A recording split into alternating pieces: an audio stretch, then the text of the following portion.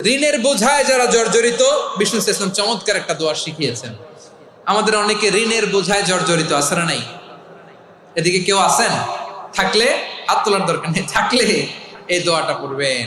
এক সাহাবীর নাম আবু উমামা, নামাজের ওয়াক্ত ছাড়া উনি মসজিদে যেয়ে বসে আছে। বিষ্ণু বললেন, কিরে আবু উমামা, নামাজের তো ওয়াক্ত হয় নাই, মসজিদে কি? সাহাবী বলে, হুমুমুন লাজিমাতনি ওয়া দুয়ুন। নবী গো, ঋণের বোঝায় এমন টেনশনে আছি, ঘরে থাকতে পারলাম না, মসজিদে চলে আসছে। বিষ্ণু বলেন, আমি কি তোমার এমন একটা দোয়া শিখাবো যেটা পড়লে আল্লাহ তাআলা তোমার ঋণের বোঝা হালকা করে দিবে? আবু উমামা বললেন, ইয়া রাসূলুল্লাহ, অবশ্যই শিখাবেন। বিষ্ণু বললেন, তাহলে তুমি পড়বা, আল্লাহুম্মা ইন্নী আউযু বিকা মিনাল হাম্মি ওয়াল হাযান ওয়া আউযু বিকা মিনাল জুবনি ওয়াল বুখল ওয়া আউযু বিকা মিন গালাবাতিদ দাইনি ওয়া কাহরির রিজাল।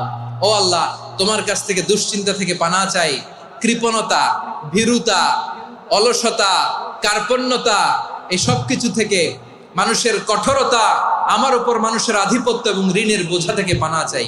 এই দোয়াটা যখন বিষ্ণু শিখাই দিলেন, আবু উমামা বারবার এই দোয়া পড়েন, আল্লাহুম্মা ইন্নী আউযু বিকা মিনাল হাম্মি ওয়াল হাযান ওয়া আউযু বিকা মিনাল আজজি ওয়াল কাসাল ওয়া আউযু বিকা মিনাল জুবনি ওয়াল বুখল ওয়া আউযু